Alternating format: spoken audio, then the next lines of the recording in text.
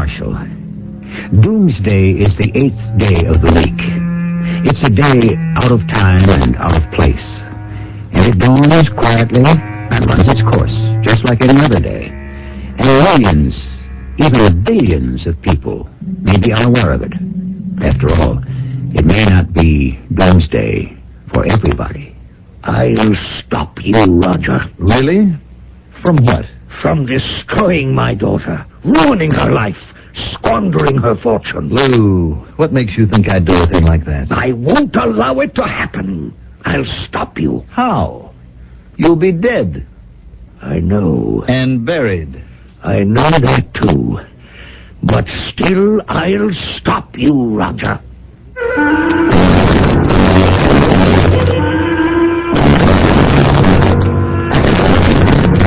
Our mystery drama, The 8th Day, was written especially for the Mystery Theater by Sam Dan and stars Mandel Kramer. I'll be back shortly with Act 1.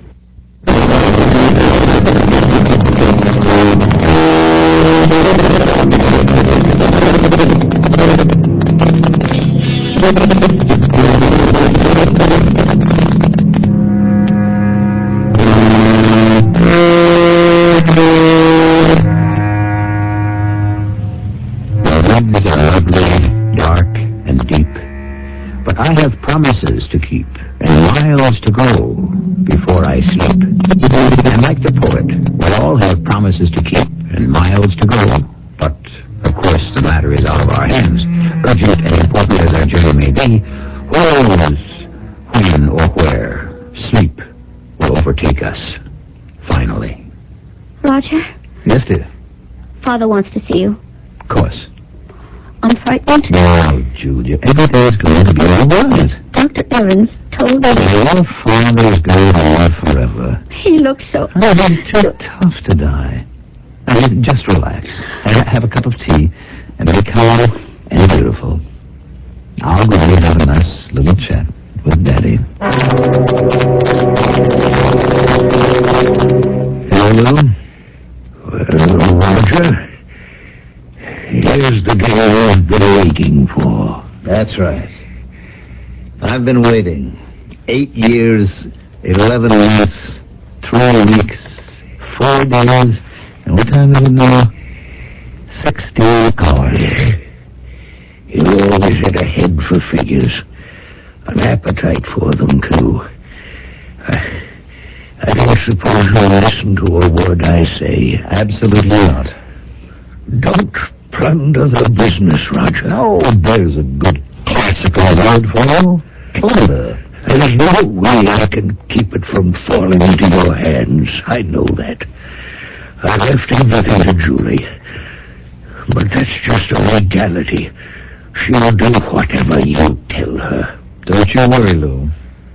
I'll run things for her. Run, yes. Add the letter I to run, and you've got ruin. Roger, life is more than just spending money. Is it really? It's spending money wisely. Oh, pity you never became a minister, Lou. You're going to die preaching a sermon. When you reach this point, you see things so clearly. You're breaking my heart. It's so important to help people. I do help people. Yes. Hustlers, gamblers, riffraff. Now, Lou, I don't go downgrading your friends. You're going to have a lot of money. Yes, thanks to you. Invest in people like I did. Help someone who can make an impact on the world. Make it a better and brighter place to live in. You old reprobate. I changed, Roger. I saw that... Oh, good Lord. How this must sound. The error of my ways. We should have violins in the background. As a man of wealth, you have obligations. The thundering chords of a mighty organ. I subsidized this young man, this artist, Peter Strizik. Not the one who did the portrait of you that hangs in the office. The boy's a genius.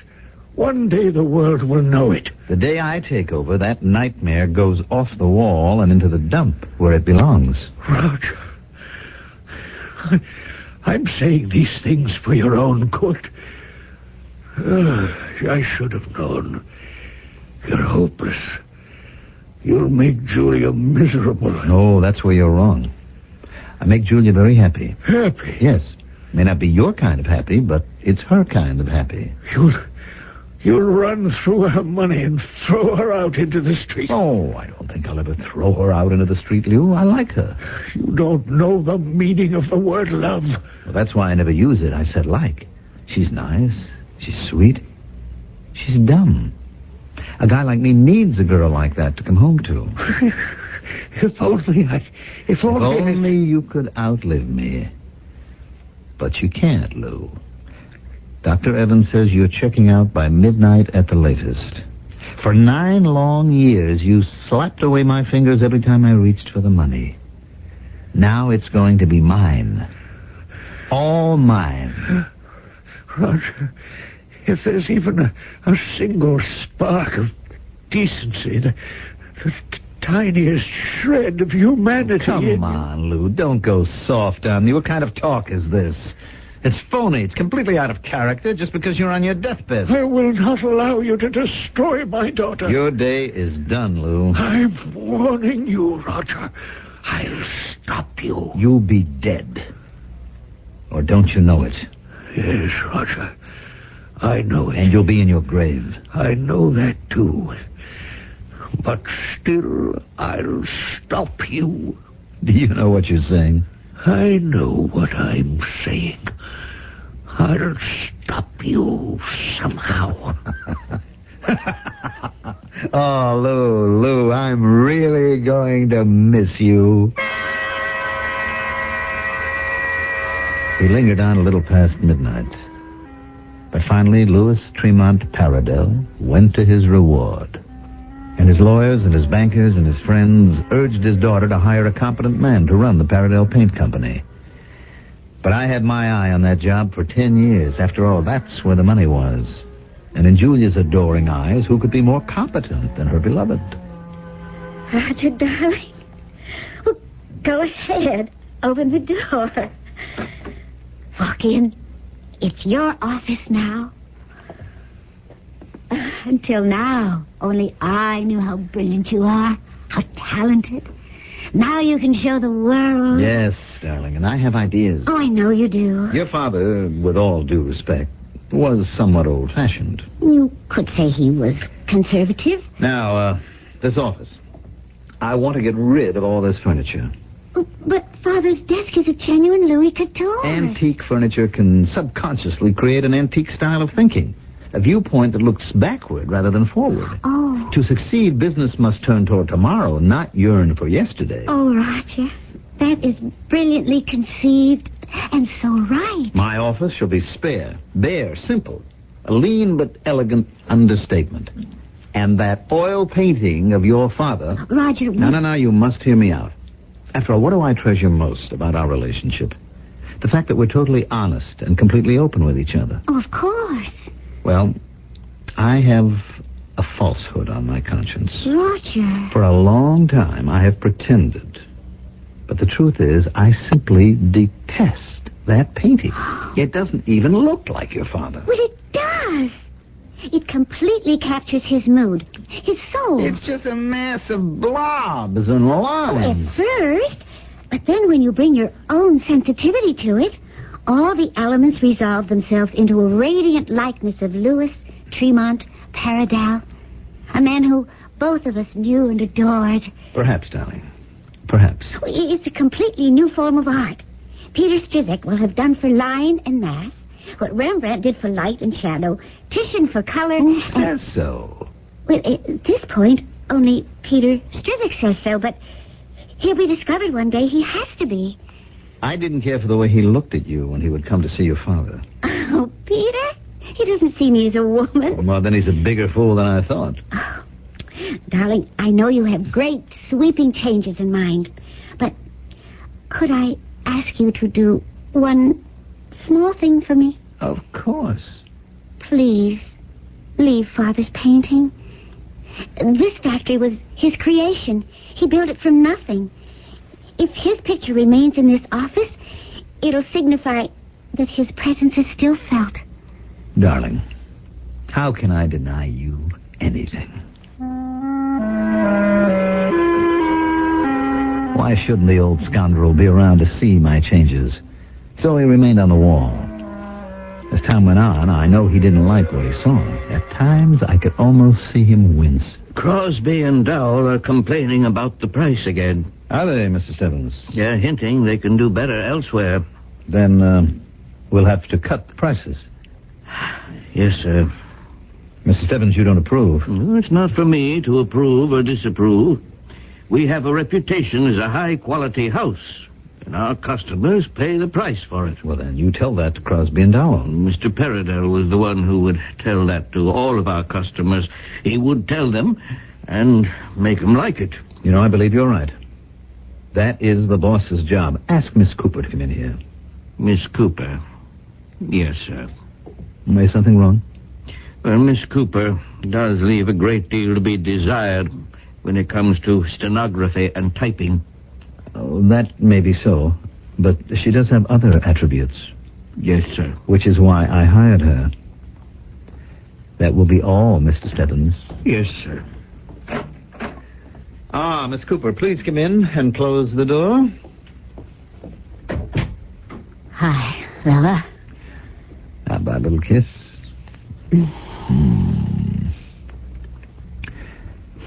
How did you like that, Lou? Who are you talking to? It's a private little thing. Roger. Do you mind if I say something? You have to? What are you doing this for? Doing what? This whole managerial bit? Why don't you just relax and enjoy life? I've never enjoyed life as much as I am right now. But you could hire someone to run the place. You could just concentrate on having a ball. I had that kind of ball for 9 years. Now I have to go to work. Still can't imagine why. You know, everyone says that I married Julia for her money. Didn't you? Sure. So? What's the complaint? Well, when I met Julia, I was a kid. Hardly. You were 30 years old. You'd been overseas with the army. You'd even done a little time. Who told you all this? You did. Sometimes I talk too much. What's this about being a kid? I didn't know what money was for. It's to enjoy life. Roger, what do you really want? Power. What kind of power? Look at him up there, the man in that picture. That's a picture of a man? Yes, it is. You could have fooled me. Me too, until just a little while ago, but now I understand him. You know, I used to think it was nose to the grindstone day and night. Maybe it was. But he got more out of living than I ever did. I would disagree, Roger. You're just about the best liver I ever knew. He was respected.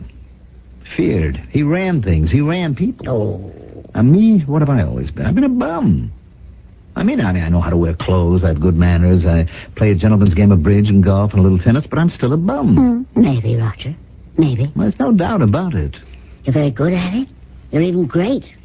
That's something to be proud of. Lou Paradell used this place as a base of operations. Oh, yes? He had his fingers in everything. He was in the group. What group? The group that runs things in this city. It's made up of men who have money and power. He was also a member of another group.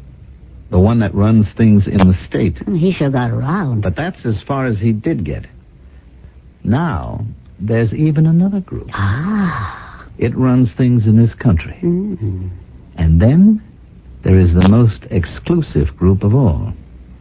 The one that runs the world. And now that we're going out into space, you think there's a group that runs the universe? There has to be. Joan, I'm serious.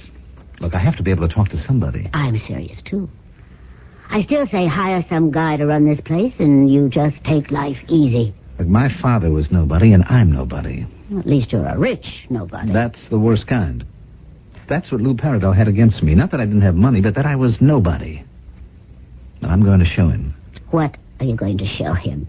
He is dead. In a way, he is still here. Roger, the trick isn't whether you're nobody or somebody, but how you live with it. You can't help being what you are. He lived for power. Before I'm finished, I'll be more powerful than he ever dreamed of. A butterfly flies. But just because he's way up there, looking way down here, is no reason for him to think he's an eagle. And Roger, honey, you're just a butterfly. Maybe. But a butterfly can become an eagle. Sure. Sure thing, Roger, honey. Why not? After all, he began life as a worm, didn't he?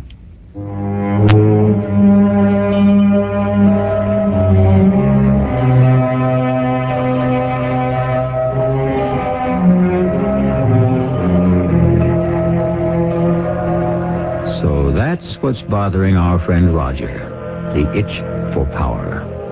It's the type of affliction a man never really gets rid of. Scratching brings no lasting relief, and there is no ointment or medicine that can effect a permanent cure. The itch becomes more intense in Act 2 very shortly. Seeking you.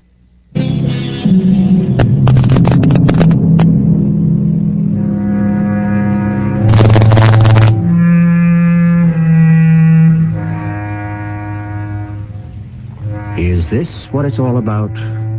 Do certain men raise themselves to heights of power to compensate for being nobodies and neglected while they were children? Why not? It's as good a theory as any other. Darling, you busy this evening? I'm going to be late at the plant, Julia. Well, I was going to ask you to come to a showing with me. Peter Strizik is having a small exhibit. Oh? I feel that I'm carrying on Father's work by trying to launch Peter's career. It's difficult to get critics and dealers interested. Oh, I'm sure. Darling, Uncle Will called me last night. Dear Uncle Will. He hears that things are not going too well at the plant. He hears that, does he? And, there were times when things did not go too well even when your father was alive. Oh, yes, that's true. These things run in cycles, Julia. I mean, you've heard of business cycles. Oh, I think so. Well, there is a small recession, and it's cutting down on orders. Then there is this inflation, which keeps raising our expenses. I understand. These things are to be expected. There are times when I think you're working too hard. Well, hard work never killed anyone. You killed Father. Well, I'm going to be working even harder. Oh, darling. I volunteered to join the mayor's committee. I feel someone has to take your father's place. Oh, Roger. If Father could only see you now, he'd be so proud of you. I joined the committee, but I was, I suppose, tolerated more than anything else. I guess the problem was money. The high-powered, successful men who formed the committee sensed that, so far, I wasn't in their league. Maybe I was wearing my father-in-law's shoes, but I wasn't going anywhere in them. Yes, Mr. Criswell? Mr. Stebbins, our volume is way off. Oh, it's to be expected, sir. Expected? Housing starts are down, therefore all building materials. But according to these figures, we're just about breaking even. Well, that isn't bad for the present situation. Well, that doesn't impress me, Mr. Stebbins. We don't make money because we're stodgy and unimaginative. That may be, We'll sir. start by cutting prices. Well, we can't do that and turn out our traditional quality product. What's quality? It's a state of mind, is what it is.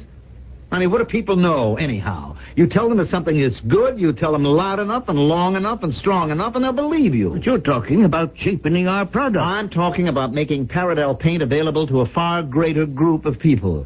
Now you, too, can enjoy the perfection of a Paradel paint job. What you mean, sir, is a snow job. Ah, there is hope for you, Stebbins. You do have a sense of humor buried deep down there somewhere. I also have what I like to think of as a sense of honor. I must ask you to accept my resignation. He quit, and so did a lot of the others, the chief chemist, the production foreman. But these were nearsighted old-timers. They didn't know the name of today's game. It's promotion. Maybe you know the name of the game, but are you sure you know how to play it? Joan, the place is ready to bust loose. Oh, listen, lover. You should see the bundle that I put out for Oh, advertising. sure. You know, that's your problem. You don't have any real confidence in me. Oh, Roger, what do you need it for? Hey, you jealous? Of whom? The Paradel paint girl. Oh, come on. But she was.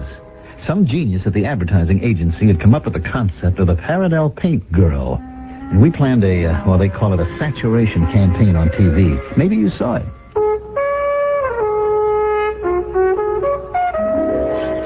And here she is, ladies and gentlemen, your lovely Paradel paint girl. Only nature and Paradel could create the gold of that hair, the red of those luscious lips, the creamy, milky whiteness of that sensational skin. Remember, folks, whatever the hue, there's a Paradel color for you. She was not only a sight for the eyes, she was a delight to have around. In a nice, cozy little retreat when I simply had to get away from it all. Unlike Julia, who gushed, and Joan, who jabbered, this one was a lady of remarkably few words. And she sold the paint. Orders poured in from all over the country. The factory went to 3 shifts. Paradel paint was moving into places and in quantities that Lou Paradel had never dreamed of. I looked up at his painting at least once a day and reminded him of it. Lou, you ain't seen nothing yet. Well, Joan, you're going to have to get yourself a secretary. I'm up to my ears around here. Now, listen, lover. The mayor wants to talk with me on, how did he put it, matters of mutual interest. Julia's Uncle Will, the banker who never approved of me, he wants to know when I'm free for lunch. Do you know what our volume has been just last month alone? And I'm putting all of it and more back into advertising. If I were you, I would take the money and run. Why do you say a thing like that? We're starting to get letters. Sure, orders. Complaints. What do you mean? Complaints. Wholesalers are complaining. Retailers are complaining. Customers are complaining. Mrs. Jane Consumer, who spends $10.95 of her hard-earned money to buy a gallon to brighten her living room, is yelling the loudest of all. What's the matter with the paint? It's supposed to be a washable paint. It is. Only it turns out to be a disappearing paint. It washes right off the wall. That is simply not so. Well, you did take a lot out of the product. I guess what you took out is what kept it on, mostly. Lou. What did you say? Didn't you hear him laugh just now? I didn't hear anything. Are you all right? I looked at the portrait. I was sure he winked. It was such a crazy painting you could believe anything. But one thing I knew. I could tell there was trouble ahead. Even Julia was starting to ask questions. Darling, everything's all right, isn't it? Why, of course. It's just that I ran into an old friend of Father's yesterday. A friend and customer. Oh? Who? Frank Watkins. He owns a big chain of paint stores. Yes. He was complaining about the paint quality. He was? Yes. He said he was thinking of canceling his orders. Is that what he said? Mr. Watkins, I said, there must be some mistake. You've bought Paradel paint for almost 40 years. I think I talked him out of it. Roger. Yes, sir. Is there a problem with the quality? Julia, I wanted to shield you from all this. The problem is with the Frank Watkinses of this world. I'm afraid your father didn't handle them properly. Roger. Watkins thinks he's entitled to special treatment. Special credit terms, special discount arrangements. Well, it's bad for our business. I'm afraid your father let him get away with it. Oh, Your father was so tough on the outside, but really so soft-hearted when it came to old friends. You remember that, don't you? Oh, yes. Well, yes. things are going along just fine at the factory, dearest. Oh, I shall need your signature for something. Of course. And for what? I have to go to the bank. Why? Why would anyone go to the bank? To borrow money, silly. But why do you have to borrow money? Well, everybody in business borrows money. I don't think Father did. Well, instead of diverting your own cash flow and spending your own money, you let that work for you, and then you borrow for short-term business expenses. Oh, it's all so dreadfully complicated. I'll never understand any of it. Oh, Roger, I'm so glad I have you to take care of these things. The trouble with these things is they didn't get better. They didn't even hold still. They kept getting worse and worse. Shipments were returned, orders were canceled, customers were lost. And no matter how my Paradel paint girl smiled on TV, business kept dwindling. And I owed money to everyone, for everything.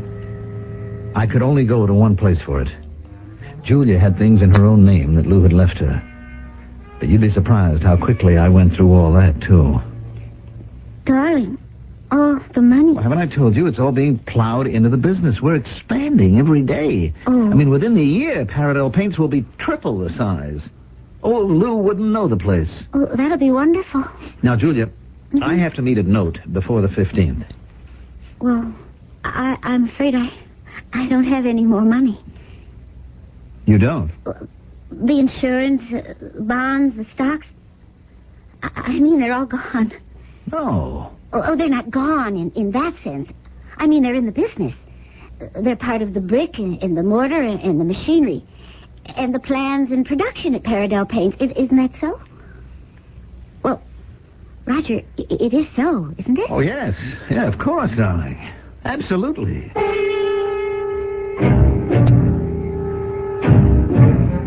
Lover, everybody is asking for their money. How are sales?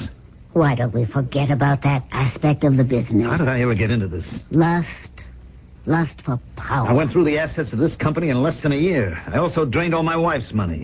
It wasn't easy. It takes a certain amount of talent.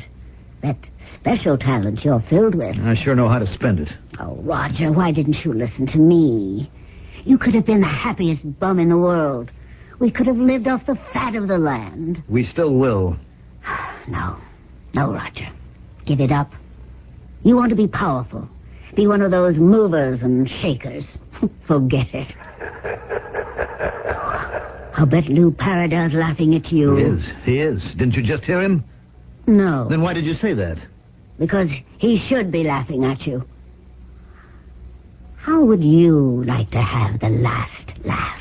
Yeah? How? You simply can't pay your bills. You destroyed the credibility of the company, so nobody's willing to let you keep on doing business. In less than a month, your creditors will foreclose. Don't say that. Oh, I wish I could say something happier. In less than a month, you'll be out on your ear. Unless... Unless what? Unless you decide to save yourself. How? Well, that's very simple. Just blow the place up.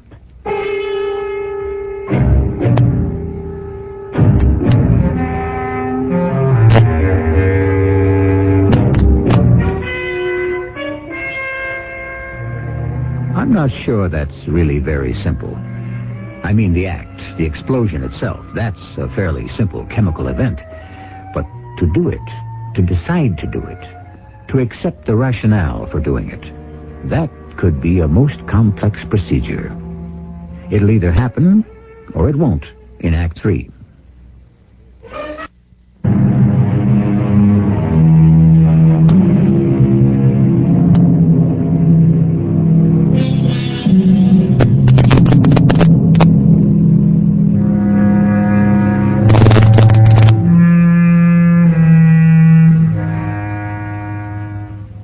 Fire and ice within me fight beneath the suffocating night. Fire and ice, passion and reason, the essential conflict of man's basic nature. The surprising thing about it all is that we may not even be aware of the turbulence that is taking place inside us until it's burned out or frozen over. I said you'll have to blow up the factory. Are you crazy? No, I'm sane. I'm talking sense. Blow up the factory? What other choice have you? You're going to lose it, you'll have nothing. But I mean... You and Julia. You'll be lucky to have the clothes on your back. And that's another thing. Julia, how would you like to be poor and married to Julia? I don't want to talk about it. That's why I have to talk about it for you. It's wrong. Roger, you've never made an honest dollar in your life. It's wrong for me. I never did anything that was tied up with violence. With me, it was a kind of a con game where you never got your hands bloody or even dirty. You have no other choice. The insurance money will let you live in style for the rest of your life. Insurance companies always suspect arson in these kind of things. But they won't be able to prove it. Blow up the factory? Why don't you think about it for a while? I'm sure you'll convince yourself to do the right thing. The only thing. Incidentally, I have already got the fellow lined up. Which fellow? The fellow who's going to put you back in the money. The one who's going to do the job. I sat there for a long time after she left the office. Even after everyone had left the plant. I kept thinking, how could I do a thing like that? I looked at the painting of Lou. It must have been my imagination, but I could have sworn Lou was talking to me. Don't do it, Roger. What? I asked you once not to plunder the business. You didn't listen. This time I'll ask you, don't destroy it. Don't destroy the business.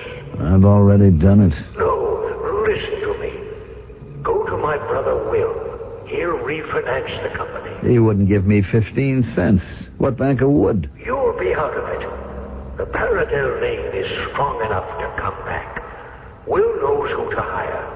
In a couple of years, the company will be stronger than ever. And what am I supposed to be doing? What were you doing while I was alive? You mean go back to being a bum? You'll be a rich one with Julia's share of the profits. But I'll still be a bum. As your girlfriend Joan says, you're very good at it. You think you know everything. Look, I may have made some mistakes, but I can come back. And on my own terms. The insurance money will put me back in the ball game. Roger. You'll never learn.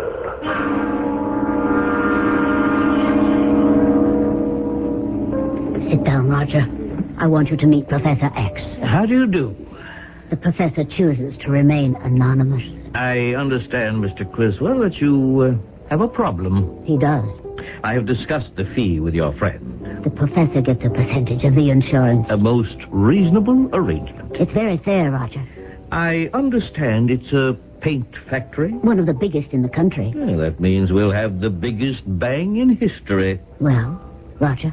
Oh, it's not necessary for him to speak. But Many people are not used to this. They have to accept the idea slowly, gradually. Professor X has great credentials. I have a Ph.D. in chemistry. You see? I tell you that not to blow my own horn, but to add to your sense of security. Actually, what the professor is doing is moonlighting. What with inflation and all, lots of people have to hold down 2 jobs. Joel has been kind enough to furnish me with a schematic of the plant. No trouble at all in arranging a most superlative accident. He already described his plan to me. It sings. You have on the premises a quantity of 55-gallon drums. Yes, I suppose so. They contain butyl alcohol, xylol, certainly MIBK. But do I have to know the details? You should. It'll make you feel better. Now, these drums are, some of them, half empty, quarter empty, and so on, right? I guess so. Well, do you know what happens inside those drums? Gases are building up. Explosive gases. And do you know what they're waiting for? For spontaneous combustion to create the biggest explosion you ever heard. Spontaneous combustion? It happens. Why not? Can we control the forces of nature? But there's a problem. I thought there wouldn't be any problem. Oh, well, it's not really a problem. We cannot wait around for spontaneous combustion to happen. We make it happen. We could light a long fuse. A fuse? My goodness. Haven't you ever seen those movies where they have a length of fuse leading to the dynamite and it sputters along? Yes, I suppose. One night we light one of those little fuses and let it burn near the drums. That's all. Oh, no. You won't remember. Joan, you make a note of this. Yes, Professor. A note to your production man. Fill a pigment mixer with chrome green and let it sweat overnight. That could really account for the spontaneous combustion. So you see, no problems at all. When do you want to do this, Professor? One day this week. So soon? Well, I quote Mr. Shakespeare. If it were done, 'twould be well if it were done quickly. Oh, words to that effect. I majored in the sciences, you know. I'm rather weak in the classics.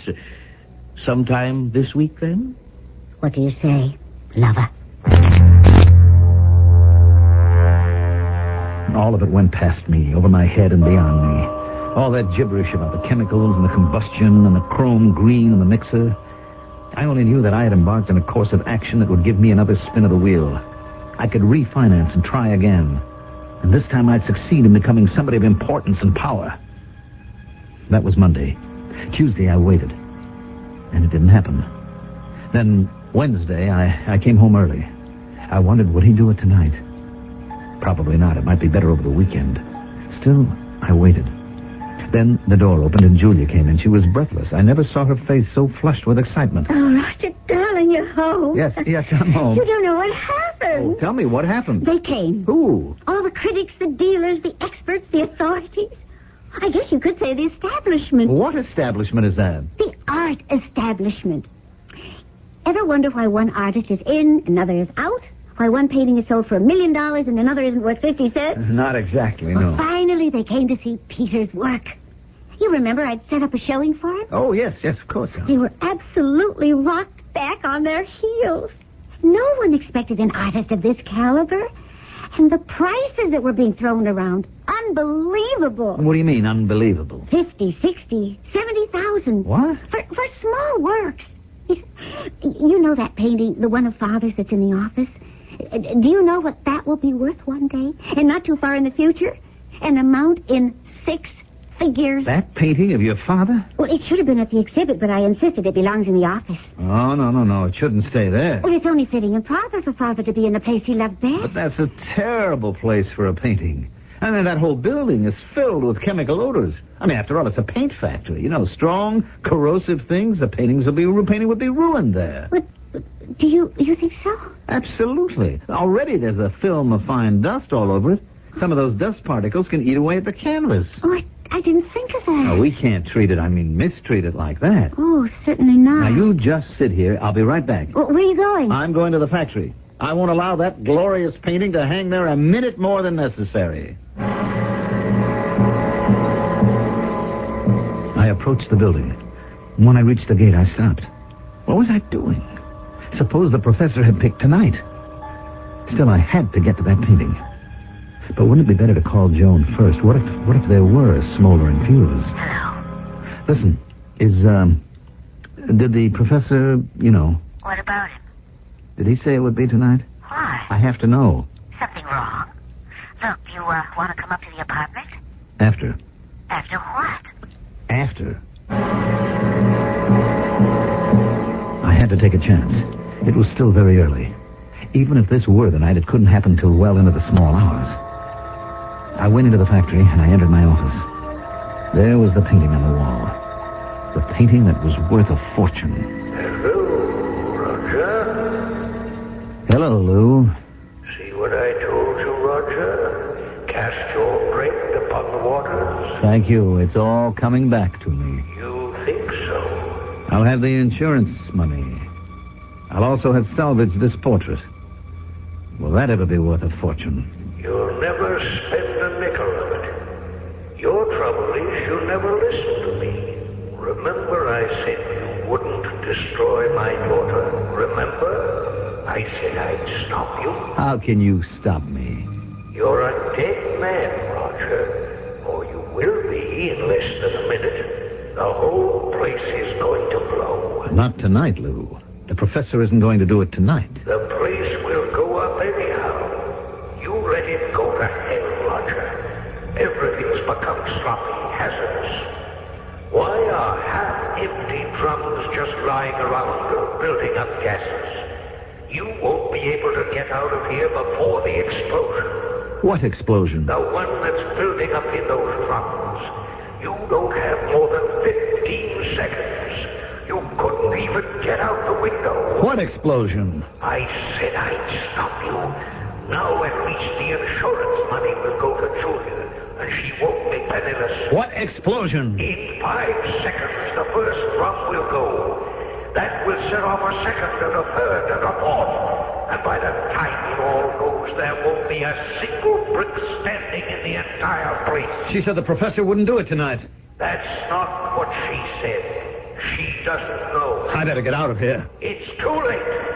Just before the buildup of gases reaches the explosion point, there's the briefest moment of absolute silence. Can you hear it? The silence.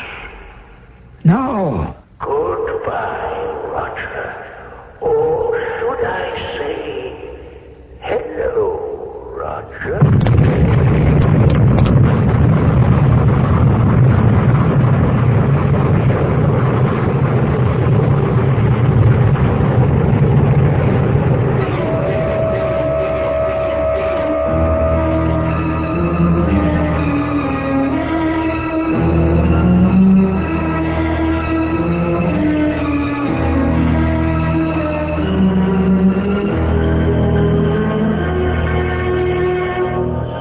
Had the professor come by earlier and set up the explosion? Or did the natural forces of spontaneous combustion pick that exact moment to assert themselves? It makes sense either way, to everyone but poor Roger, who never knew what hit him. I shall return shortly.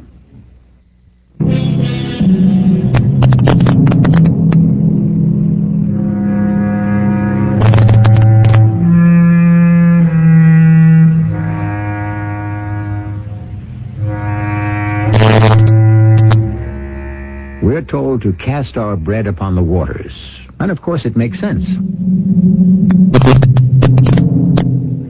Sometimes we wait and wonder, will it ever return?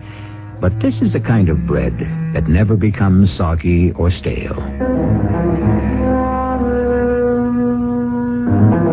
It returns, when it does, even fresher, tastier, and more nutritious than ever.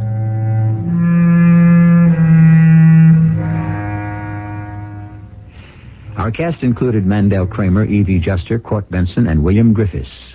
The entire production was under the direction of Hyman Brown.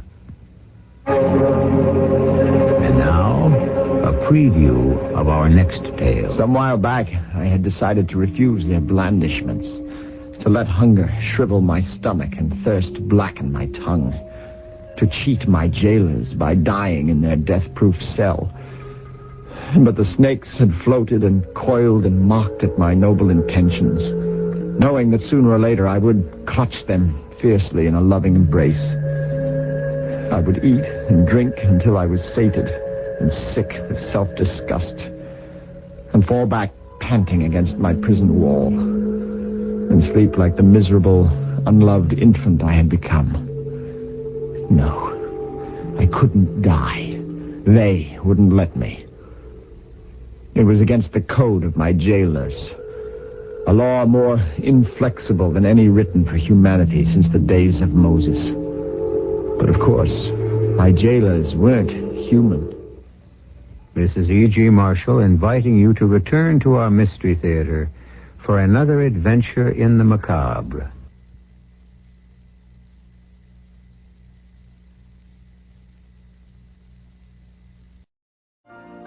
You've been listening to the OTR Gold Network. Find more classic radio at otrgold.com.